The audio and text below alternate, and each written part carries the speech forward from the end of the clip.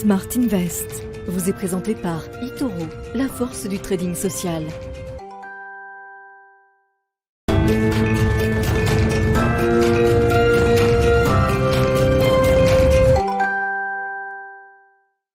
Bonjour à tous et bienvenue dans Smart Invest. Nous voilà partis pour le deuxième épisode de ce programme d'apprentissage pensé par Bismart et eToro pour vous aider à faire vos premiers pas sur les marchés financiers. Et au sommaire de cette édition, nous reviendrons bien sûr sur les choix d'investissement de nos 4 participants. Nous aurons même le plaisir d'accueillir sur le plateau de Smart Invest Marie-France Pedroni afin de recueillir ses premières impressions en matière d'investissement sur les marchés financiers. Et nous nous intéresserons ensuite dans la lignée de nos échanges de la dernière fois à l'analyse et au choix des valeurs en bourse. Que regarder, comment les comparer, sur quels ratios économiques et financiers se concentrer et surtout que peuvent nous apprendre ces ratios économiques. Nous aurons le plaisir d'accueillir pour en parler Louis Yang, rédacteur en chef du Café de la Bourse. Mais comme l'analyse fondamentale ne suffit pas, nous tenterons également de comprendre comment l'analyse technique, cette fois-ci, peut donner des indications sur le comportement boursier des valeurs ou des actifs. Et pour cela, nous aurons le plaisir de recevoir dans la dernière partie de Smart Invest Daniel Cohen Delara, président de l'AFAT, l'Association française des analystes techniques. Je suis ravi de vous retrouver tout de suite pour avancer ensemble dans vos premiers pas sur les marchés financiers. Et dans un instant, nous accueillons Antoine Fraisse-Soulier. Et nous avons à présent le plaisir d'avoir été rejoints en plateau par Antoine Fraisse-Soulier, analyste de marché chez eToro. Bonjour Antoine Fraisse-Soulier. Bonjour. Bienvenue sur le plateau de Smart Invest. On va essayer de comprendre ensemble comment se sont déroulées ces premières semaines, ce premier mois du programme d'apprentissage Smart Invest. Vous avez accompagné chacun des 4 participants, vous et David Derry également, analyste de marché également chez eToro. Antoine, comment se sont passées ces premières semaines sur les marchés financiers pour nos participants ? Alors, effectivement, c'est vrai que le mois de septembre a été un des plus mauvais mois de l'année. Les marchés ont baissé entre 5 et 10%. Donc, pour nos participants, ça a été un petit peu compliqué en termes de performance. D'accord. En termes même si les performances restent plutôt raisonnables, mais on est plutôt en territoire négatif. D'accord. Ensuite, en termes de diversification, on voit que nos candidats sont assez bien diversifiés. On le voit notamment avec Marie-France Pedroni, qui a investi dans les actions, dans les matières premières, dans les indices et également dans les ETF et les crypto-monnaies. D'accord, donc là il y a une vraie diversification. On a aussi une stratégie uniquement ETF pour Mathieu Ilouz, mais ETF très bien réparti en termes de zone géographique. D'accord. On est sur Europe, US, marché émergent, et en termes de secteur, secteur défensif, santé, immobilier, etc. Pour Mathieu Stéphanie, on a un investissement quasiment total du portefeuille. D'accord. Oui, parce qu'on rappelle que c'est de l'argent virtuel, mais on a quoi ? On a 100 000 $, si je dis pas de bêtises. Virtuellement sur le portefeuille. Donc voilà, c'est une somme assez conséquente. Et donc effectivement, sur le portefeuille de Mathieu Stéphanie, presque tout a été investi sur le mois de septembre. Voilà, alors c'est celui qui a le plus investi sur les marchés. Donc 90% de son portefeuille ont été investis sur les marchés. On est en moyenne entre 30 et 60% pour les autres candidats. Donc plus de marge de manœuvre pour le reste de la compétition. Voilà tout ce qu'on peut dire. Ensuite, Flavie, par exemple, Flavie Voyer, elle investit uniquement sur les sociétés technologiques, donc elle investit sur Netflix, Tesla ou DocuSign. Donc on voit quand même des stratégies différentes se dessiner, certaines très, très axées sur les thématiques, comme ce que vous nous disiez pour Flavie Voyer, qui peuvent être intéressées par certaines thématiques ou envie de creuser sur certaines thématiques, ou alors à l'inverse, des stratégies très diversifiées comme Marie-France Pedroni, où là on va aller chercher un peu des mouvements de marché différents et éviter d'être emmené dans un sens ou dans un autre en fonction de ce que peuvent décider les marchés. Oui, effectivement, c'est vrai que la diversification, c'est un très bon moyen justement pour ne pas subir la baisse d'un seul marché. Et c'est vrai que Marie-France, que vous allez recevoir juste après, elle sera juste après sur le plateau, effectivement. A un portefeuille très diversifié et c'est pour cela qu'elle a notamment une performance qui est très correcte, puisqu'elle est quasiment à l'équilibre. Et surtout aussi, elle s'est diversifiée dans le luxe, dans le secteur des boissons avec Coca-Cola, ou dans l'IT aussi. Donc voilà, donc on a une stratégie qui est bien diversifiée, qui donne ses résultats, qui porte ses fruits, en tout cas sur ce premier mois de compétition. Est-ce que vous avez noté des difficultés particulières sur le premier mois du programme d'apprentissage quand on s'y connaît peu sur les marchés financiers et qu'on doit procéder à des choix d'investissement ? Alors, il y a eu une difficulté, effectivement, c'est le déclenchement de stop-loss pour donc un candidat. Justement, ce stop-loss avait été paramétré automatiquement par la plateforme et donc le candidat n'était pas au courant, ne s'était pas aperçu de ce stop-loss. Oui. Donc, ceux qu'on n'a pas encore mentionné dans l'émission, le stop-loss, voilà. Donc ça a été un apprentissage en pratique. Oui. Exactement. Et du coup, donc la position a été stoppée, notamment sur l'or. L'or avait beaucoup baissé, à un moment a chuté, il y a eu une très forte chute et donc la position a été stoppée et donc en l'occurrence, ce candidat ne savait plus où était sa position dans son portefeuille. Parce que la position avait disparu, elle avait disparu du portefeuille. Vendu, elle était dans l'historique, effectivement, dans l'historique des positions et non plus dans le portefeuille actualisé. Donc du coup, petite surprise, on va dire, mais c'est les aléas et c'est pour ça qu'on est aussi en virtuel. Donc ce n'est pas de Bien sûr, c'est pour apprendre.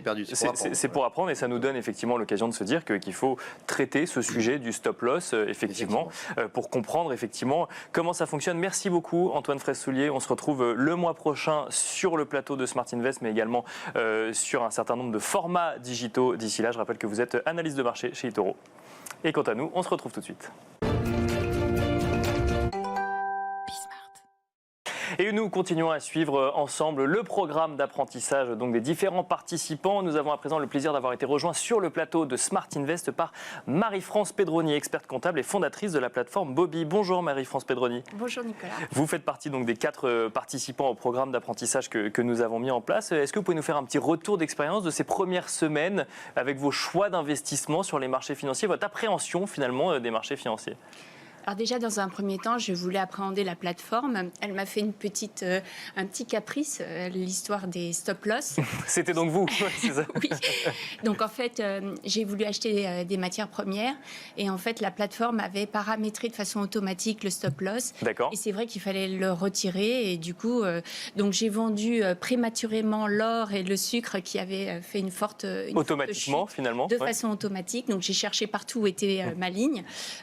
Donc finalement, j'en ai racheté, puisque moi, j'avais absolument pas envie de vendre à ce moment-là, parce que j'étais convaincue, j'imaginais peut-être que ça allait remonter. D'ailleurs, l'or remonte. Donc voilà. Sinon, ce que j'ai essayé de faire, effectivement, c'est de beaucoup diversifier. Donc, j'ai fait un petit peu comme j'avais dit.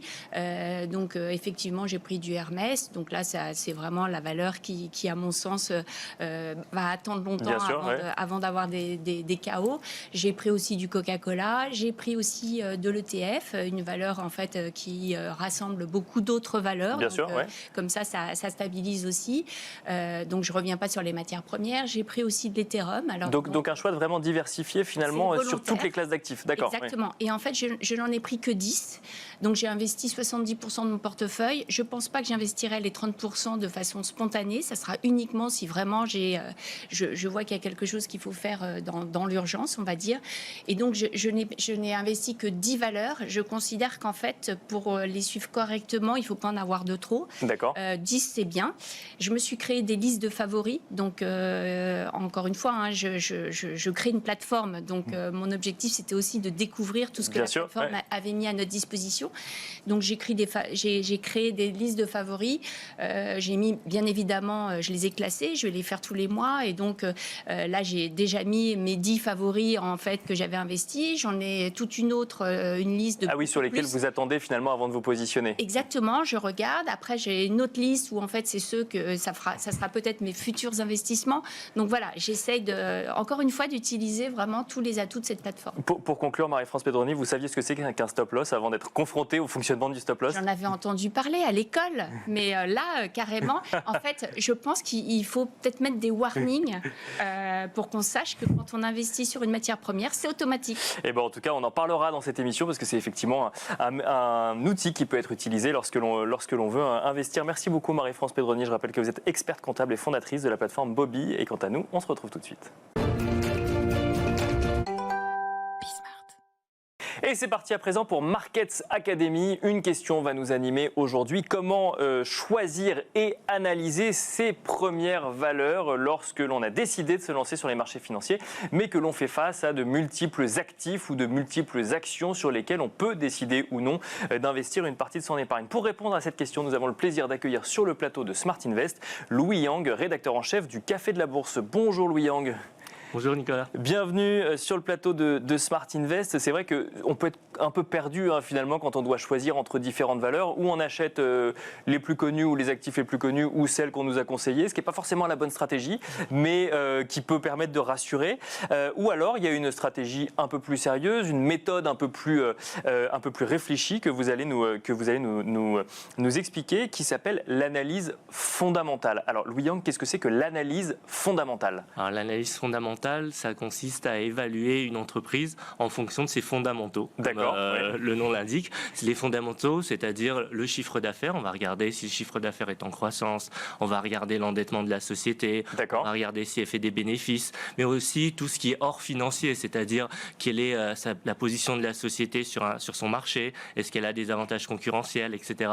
Donc toutes ces questions qu'on va se poser et on va essayer d'analyser pour trouver les réponses. L'objectif, effectivement, c'est ça. C'est de savoir est-ce qu'il faut acheter telle ou telle entreprise en bourse. Donc en fait, essayer de comprendre le fonctionnement économique d'une entreprise, parce que le chiffre d'affaires, ça semble quand même assez évident. Est-ce que l'entreprise génère effectivement un chiffre d'affaires, gagne de l'argent ou non? Ça va se voir plutôt avec les bénéfices. Mais là, c'est même aller regarder le positionnement vis-à-vis des concurrents. C'est ça, c'est faire un peu une étude du modèle économique de l'entreprise, c'est ça? C'est exactement ça. C'est déjà comprendre en fait le modèle économique de l'entreprise, comment elle génère du cash flow, donc comment elle fait des bénéfices, et donc c'est un petit peu, si on prend en parallèle avec la voiture, c'est soulever le capot et regarder la mécanique dedans. Oui. Exactement. Alors pour autant, tout le monde n'est pas expert en analyse économique, en analyse financière, en compréhension des mécanismes économiques. Où est-ce qu'on peut trouver des informations sur une entreprise pour comprendre son modèle économique? Oui. Alors je pense qu'on peut se former,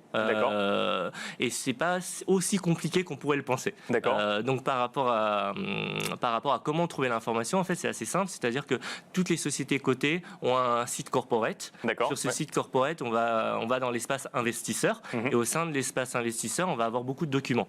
Ça, c'est une obligation légale. Elles sont obligées de mettre à disposition un certain nombre de documents. Tout à fait. Et parmi ces documents, le plus important, c'est le rapport annuel. D'accord. Donc, c'est un rapport qui est publié généralement au printemps. Et au sein de ce rapport annuel, il y a beaucoup de documents. Il y a d'abord il y a un point sur l'année écoulée. Il y a des éléments sur les perspectives. Il y a le mot des dirigeants. On comprend du coup un peu la vision, où en est l'entreprise, les faits majeurs de l'entreprise. Donc ça, c'est déjà un premier document important à consulter. Et donc là, dans ce document, on va trouver les informations. J'ai envie de dire que les informations soient bonnes ou mauvaises, elles seront rendues publiques dans ce document. Tout à fait. D'accord. Après, il y a ce que c'est de la communication financière. Bien donc sûr. Évidemment, comme c'est la société qui va publier, elle va tout de même utiliser un certain vocabulaire. Voilà, exactement. Mais toute l'information doit être disponible dans ce document. D'accord. Et donc sur l'année écoulée et sur les perspectives potentiellement d'avenir de l'entreprise. Tout à fait. Après, ce qui est important, c'est vraiment l'année écoulée, puisque là, on est sur on va regarder les comptes. Donc c'est vraiment les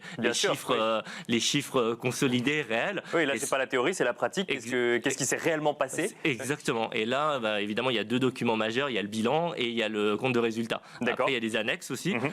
Concrètement, le bilan, c'est une photo à l'instant T d'une société au niveau de l'actif et du passif dont elle dispose. Et le compte de résultat, c'est un peu le baromètre de l'activité. C'est là où on va avoir le chiffre d'affaires, le résultat des exploitations, les bénéfices, l'endettement, etc. On va trouver ces informations. L'endettement, on le trouve dans le compte de résultat, du coup, c'est ça? Alors, en fait, non, il faut le calculer. C'est un ratio. Il faut le calculer. Ah, donc on va trouver après, sur les ratios, peut-être. On va y revenir après. Alors, on trouve, en fait, l'information, entre guillemets, brute. Et après, effectivement, il va falloir appliquer des ratios pour pouvoir analyser et savoir de quoi on parle, en fait. Alors, ça, c'est des éléments qui sont financiers. On a beaucoup d'investisseurs qui sont intéressés par des investissements plus en lien avec leurs valeurs, qui vont prendre en compte un certain nombre de choses extra-financières. Ça se retrouve aussi dans les comptes, par exemple? Tout à fait, c'est obligatoire également. Donc, effectivement, ça, c'est très important. C'est vraiment une tendance de fond. On a envie aussi d'investir selon nos valeurs. Donc, on va regarder justement ces critères extra-financiers qui vont lier à l'environnement, à l'impact sur la société, à la gouvernance de l'entreprise, au fonctionnement en fait de la communication, des faits majeurs que la société aurait réalisés. Donc ça, c'est dans le rapport annuel, hein, pardon, pas dans les comptes, mais dans le rapport annuel. Exactement, oui, les comptes se trouvent dans le rapport annuel et ces engagements extra-financiers ou ces critères extra-financiers également dans le rapport annuel. Tout à fait, c'est les responsabilités environnementales et sociétales de la société. Et évidemment, il va y avoir aussi d'autres éléments disponibles. Donc, j'invite tout investisseur à aller consulter l'espace investisseur des entreprises cotées et à suivre ces éléments-là, en sachant qu'il y a d'autres. Là, c'est le rapport annuel. Donc, il y a d'autres éléments peut-être, ou d'autres documents qu'on peut consulter. D'autres documents trimestriels, généralement, parce que chaque société va annoncer le chiffre d'affaires du trimestre écoulé. Exactement. Donc ça, c'est des mini temps forts au cours de l'année qui est important de suivre, tout comme des faits majeurs qui impactent la vie de la société. C'est aussi une obligation légale de communiquer dessus. Alors, une question qu'on peut se poser quand même, c'est est-ce qu'il faut regarder que les comptes de l'entreprise ou il y a d'autres sources d'informations? Je ne sais pas, par exemple la presse financière ou les actualités qui peuvent être liées à une société? Oui, alors évidemment, j'ai envie de dire c'est la première brique. Après, c'est important effectivement de suivre l'actualité d'un point de vue macroéconomique, mais aussi microéconomique de la société. On peut consulter effectivement les revues spécialisées. On peut aussi consulter des notes d'analystes. C'est important en fait de se faire une opinion via différentes sources d'informations indépendantes et complémentaires. Alors, vous l'avez rapidement mentionné tout à l'heure quand on parlait d'endettement, il y a des ratios qui existent. Alors, qu'est-ce qu'un ratio et en quoi ça peut aider à la prise de décision dans le choix d'une valeur plutôt qu'une autre? Alors, un ratio, en fait, ça va être c'est une division, c'est-à-dire qu'on va prendre deux éléments et on va obtenir un chiffre qui va nous permettre de comparer. Je pense que c'est important pour un investisseur débutant de ne pas paniquer et de ne pas essayer d'être le plus exhaustif possible ou de connaître le plus de ratios financiers possible. Je pense que l'important, c'est de savoir quel ratio rentre dans ma stratégie d'investissement. Parce qu'il en existe beaucoup, c'est Oui, ça il en existe énormément. Et je pense que si on fait un stock picking, c'est-à-dire une sélection d'actions, c'est ce dont on parle depuis le début, c'est vraiment les actions, effectivement, ces actifs-là. Exactement, c'est important de définir sa stratégie. Par exemple, je prends un exemple, si on cherche à investir dans des valeurs de croissance, à ce moment-là, on va regarder la croissance d'année en année du chiffre d'affaires. Oui, d'accord. Donc ça paraît évident, mais on va plutôt regarder un ratio de ce type-là. Si on est dans une approche un peu plus value, c'est-à-dire identifier des valeurs décotées en bourse, à ce moment-là, on va utiliser un ratio qui va rapporter l'actif net de la société à sa capitalisation boursière. D'accord. Si on est dans une approche un peu dividende, on va regarder le rendement que procure l'action, etc. Donc ça, c'est vraiment, je pense, un point important, c'est ne pas se perdre dans la multitude. Et choisir ce qui correspond à sa stratégie. Et alors, si on n'y connaît rien et qu'on a quand même envie d'avoir quelques indicateurs, est-ce qu'il y a des ratios dont on ne peut pas se passer pour comprendre comment fonctionne une entreprise? Tout à fait. Je pense au BPA qui est essentiel. Donc c'est le bénéfice par action. C'est tout simplement le bénéfice pour une action. Parce que si on compare des bénéfices de sociétés qui ont un nombre d'actions différentes, c'est compliqué. On compare un peu des carottes et des choux. D'accord. Donc au moins là ça fait un référentiel. C'est-à-dire que pour une action égale, voilà le bénéfice service sur l'un ou sur l'autre. Du coup on peut comparer différentes actions. Après il y a un autre ratio qui est très connu aussi et qui est le PER, le Price Earning Ratio, qui lui va calculer, va permettre d'identifier la valorisation en bourse des bénéfices d'une société. D'accord. Donc du coup en fait on va prendre la capitalisation boursière de la société et on va le rapporter au bénéfice total de la société. Donc ça permet d'identifier quoi, ça, une société sous-cotée ou sur-cotée Exactement. Alors attention, oui, ça va permettre d'identifier ça, mais attention encore une fois à pas comparer ce qui n'est pas comparable. C'est-à-dire que si on est sur des secteurs différents, des entreprises avec des modèles économiques différents, leurs PER vont varier. Donc c'est pas parce qu'une société va avoir un PER élevé que c'est forcément une mauvaise chose et qu'elle est trop chère. Donc il faut comparer au sein du secteur et même au sein d'un secteur, il faut vraiment identifier des entreprises qui ont des modèles économiques similaires. Donc BPA qui va permettre d'identifier finalement les bénéfices générés par une entreprise pour pouvoir les comparer à d'autres entreprises. Pareil, il vaut mieux comparer par secteur d'activité. Et ensuite PER où là, on va regarder la valorisation plutôt de l'entreprise ou de la valeur en question. On parle aussi souvent de rendement. Qu'est-ce que c'est qu'un rendement ? Alors le rendement, c'est en quelque sorte le loyer d'une action. C'est-à-dire qu'en fait, lorsqu'on va en bourse, qu'on a une action, on a deux manières de générer un gain. On peut faire une plus-value, c'est-à-dire par exemple, on va vendre plus cher que ce qu'on a acheté au niveau du prix de l'action. Et après, on peut aussi toucher un dividende. Donc les dividendes, je rappelle, c'est une part de bénéfice que l'entreprise a décidé de verser en assemblée générale. Il y a la part de décision, donc c'est pas à confondre avec le BPA par exemple. Oui, exactement. C'est deux choses différentes. C'est deux choses différentes, tout à fait. Et donc le dividende, si on le rapporte au cours de bourse, ça va donner le rendement. Donc concrètement, en détenant cette action, je vais pouvoir toucher tant de loyers via cette action. Donc c'est tout simplement ça le rendement. Donc le rendement, effectivement, c'est un terme différent pour regarder effectivement le gain que je vais pouvoir avoir grâce à la politique de dividende de l'entreprise. C'est tout à fait ça. Ouais. Dernière question. Si on doit aujourd'hui déterminer une méthodologie pour choisir et analyser, ou en tout cas plutôt dans l'autre sens, analyser et choisir ces premières valeurs, par quoi est-ce qu'on commencerait, qu'est-ce qu'on ferait ? Alors, je pense que la base, avant de commencer à faire un stock picking, à mettre en place une stratégie, je pense que c'est la partie principale, c'est-à-dire identifier son profil. C'est pourquoi j'investis en bourse, quels sont mes objectifs, quel est mon horizon de placement, quels sont les risques que je suis prêt à prendre. Donc ça, c'est vraiment la première brique. Au tout départ, identifier ça. Et en fonction de ça, après, on peut mettre en place des stratégies de sélection d'actions. J'en parlais tout à l'heure, on peut avoir une approche où on préfère les valeurs growth, c'est-à-dire les valeurs de croissance, qui sont des modèles économiques assez innovants, qui vont être disruptifs, qui sont un peu l'avenir, mais en même temps qui vont généralement pas générer de bénéfices. Après, on a des valeurs value qui sont un peu mal aimées. Du coup, pourquoi on y va sur ces growth pour une perspective de valorisation plus élevée et donc avec l'idée de revendre plus cher que ce qu'on aura acheté? Exactement, c'est tout à fait ça. On est dans une idée de plus-value, exactement. Après, on peut avoir effectivement une approche un peu plus dividende, où là, on va aller sur des entreprises plus matures qui ont une rentabilité, qui ont un rendement, et on va pouvoir toucher des coupons, donc des dividendes, à une fréquence annuelle ou trimestrielle en fonction des sociétés. L'approche value, qu'est-ce que c'est du coup? Alors l'approche value, c'est une approche qui consiste à aller identifier des sociétés qui sont sous-cotées en bourse. C'est-à-dire qu'on va aller regarder les comptes de la société, on va identifier tout son actif net et on va regarder si la valeur réelle patrimoniale de la société est bien valorisée en bourse ou pas. Si elle est mal valorisée, ça veut dire que les marchés financiers sous-cotent cette entreprise. Et donc, l'approche value, c'est d'aller investir dans ce type de société. Mais attention, c'est pas parce qu'une valeur est sous-cotée qu'elle va forcément être réajustée à la hausse. Et à quel moment est-ce qu'elle va être réajustée à la hausse? Donc ça, c'est tout le sujet d'analyser justement. C'est qu'après, il y a une part de conviction aussi de l'investisseur quand il va sur les marchés financiers. Et personne n'est capable de prédire à quoi ressemblera le cours d'une action ou l'évolution des marchés financiers demain. Merci beaucoup, Louis Yang, d'être venu sur le plateau de Smart Invest. Je rappelle que vous êtes rédacteur en chef du Café de la Bourse. Merci. Et quant à nous, on se retrouve tout de suite pour parler maintenant analyse technique.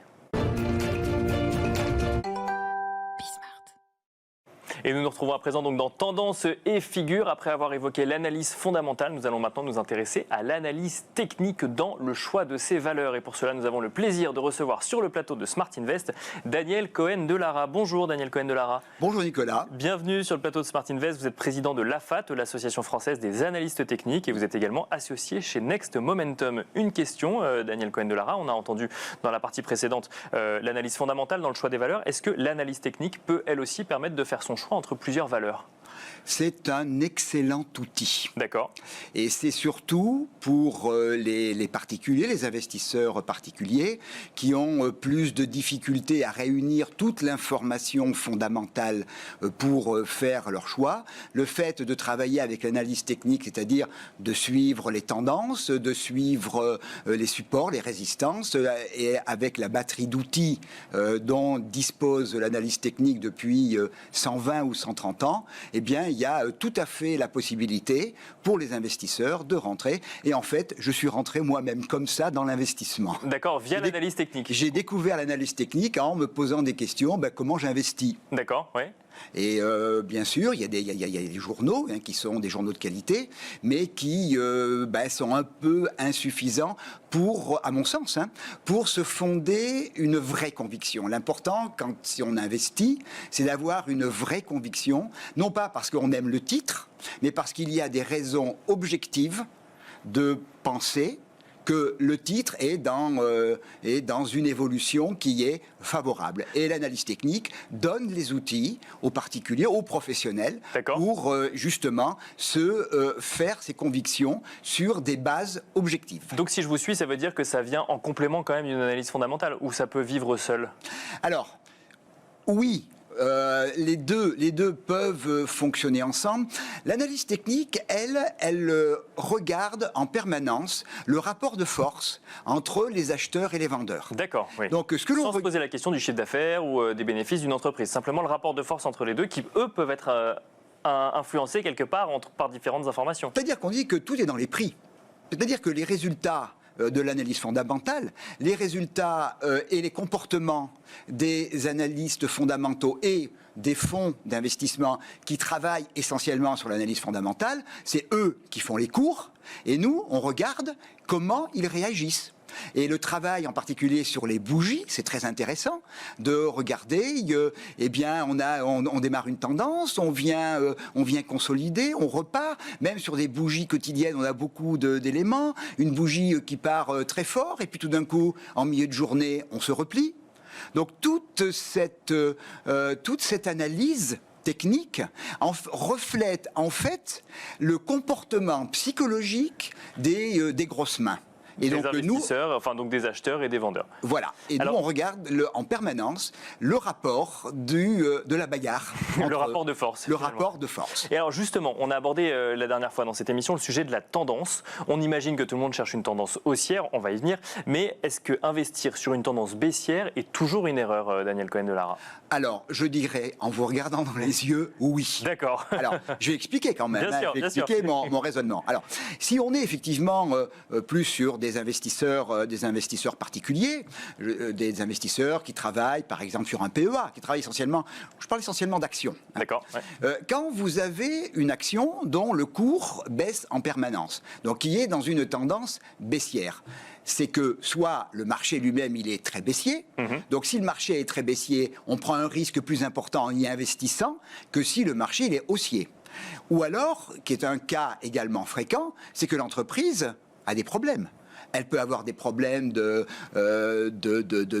financiers, elle peut avoir des problèmes de gouvernance, elle peut avoir des problèmes de modèle économique, et c'est pour ça que le marché la sanctionne. Donc, à la limite, autant attendre qu'elle ait réglé ses problèmes et qu'elle se retrouve dans un schéma qui soit favorable pour investir sur elle. Il y a un adage et qui est tellement vrai, la tendance est votre ami. Et alors justement, est-ce qu'une tendance haussière du coup est votre ami, et quels indices pour déceler une tendance haussière? Alors, il y en a beaucoup, mais j'ai envie de parler de deux qui sont les deux plus importants. Le premier vient de notre maître à tous, analyste technique, c'est Charles Dow, qui a créé d'ailleurs l'indice Dow Jones, et qui a été le véritable père de l'analyse technique à la fin du 19e siècle et dans les toutes premières années du 20e siècle.